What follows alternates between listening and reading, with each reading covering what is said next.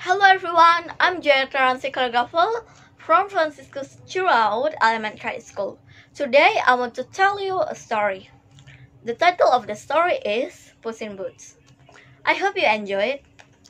Once upon a time, there was a miller who had 3 sons, and when he died, he had was divided among them. Those sons fared very well, but the youngest received nothing but a cat, and he often complained bitterly of his lot. My brothers might get their things easily enough, but as for me, I must soon die of hunger and want. The cat who had heard this came out of the cupboard when he had been listening. "Do not worry, my good master," he said. "You have only to give me a bag and have a pair of boots made from me, and you shall see that the portion is not so bad as you imagine it to be." The cat's master obtained both bag and boots and watched the cat pull on the boots and throw the bag over his shoulder. Then Puss in Boots sallied forth. He went to a warren in which there were a great number of rabbits. He put some bread and some parsley into his bag, and then waited for some innocent rabbit to feast on the dainties. Soon 2 young rabbits jumped into his bag, and Puss in Boots drew the strings and caught them.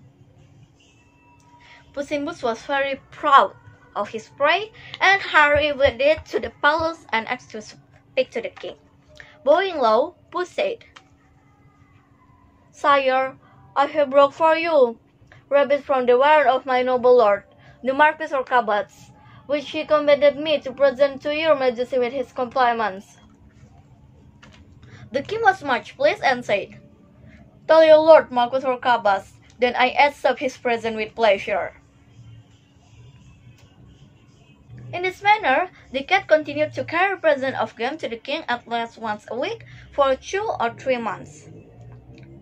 Then, one day, Puss in Boots said to his master, "If you always follow my advice, your fortune is made. Go to the river and bathe just where I show you." The Marquis of Carabas did exactly as the cat advised, and while he was bathing, the king passed by, riding in his coach with his daughter, the loveliest princess in the world. Then Puss in Boots began to cry out, "Help! Help! My lord Marquis of Carabas is going to be drowned!" Hearing the cries, the king ordered his attendants to go to the rescue of my lord Marquis of Carabas. While the servants were drawing the young man from the river, Puss in Boots came up to the coach and told His Majesty that thieves had run off with his master's clothes, though in reality he himself had hidden them under a stone. After the Marquis was dressed, the king was much impressed with him and asked him to ride in the royal coach, and it was not all strange that the king's daughter at once fell deeply in love with him. Quite overjoyed, Puss in Boots marched before the coach, giving orders to the workmen he met along the way. Presently, as the king came by, he saw some mowers working in a meadow, and asked them to whom the meadow belonged. "To my lord, Marquis of Carabas," the mowers answered, as the cat had instructed them. "A very fine piece of land you have there, my lord Marquis," said the king. "You speak the truth, sire," replied the young man, "for it never fails to bring me a most bountiful harvest." Soon the coach passed under a field where laborers were working industriously.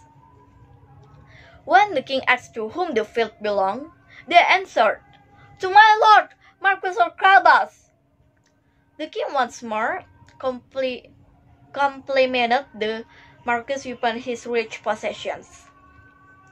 At last, Puss in Boots arrived at a stately castle. It belonged to an ogre, the richest ever known, and all the lands through which the king had passed that morning belonged to him. The ogre received Pusset severely, as an ogre scolded Do and asked him to sit down. I have been told, began Puss in Boots, that you are able to change yourself into any kind of creature that you have mind to. You can, for example, transfer yourself into a lion, an elephant, or the like.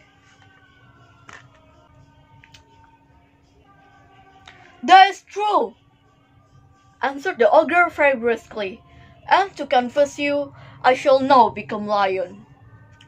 The cat was so terrified at the sight of a lion so near him that he leaped onto the roof, which caused him even more difficulty, because his boots were of no use at all to him in walking on the tiles. However, the ogre resumed his natural form, and the cat calmed down, saying that he had been very frightened indeed. I have further been told, said the cat, you can also transfer yourself into the smallest of animal, for example, a rat or a mouse. But I can scarcely believe that. I must admit to you that I think that will be quite impossible. Impossible? Cried the ogre. You shall see! And in an instant he became a mouse and began to scamper about the floor. No sooner had Puss seen the ogre in the form of a mouse than he sprang upon him, eating him in an instant. In the meantime, the king's coach approached the ogre's castle.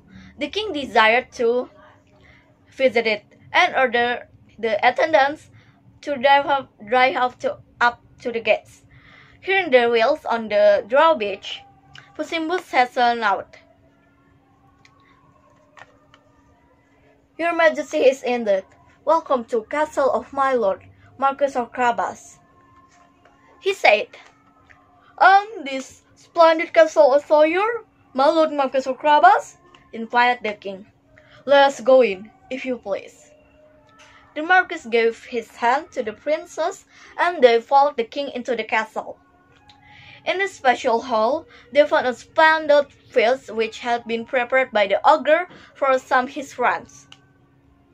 The king was so charmed with the good qualities of my lord Marquis of Carabas that when he had partaken of the banquet, he said, It will be your own fault if you do not soon become my son-in-law, my dear Lord Marquis of Carabas. So, after a short courtship, the princess became the bride of the Marquis, and they live happily ever after. Then, what happens next to Puss? Puss in Boots was made a great lord, and wore the most beautiful clothes, and never again ran after mice, except for entertainment.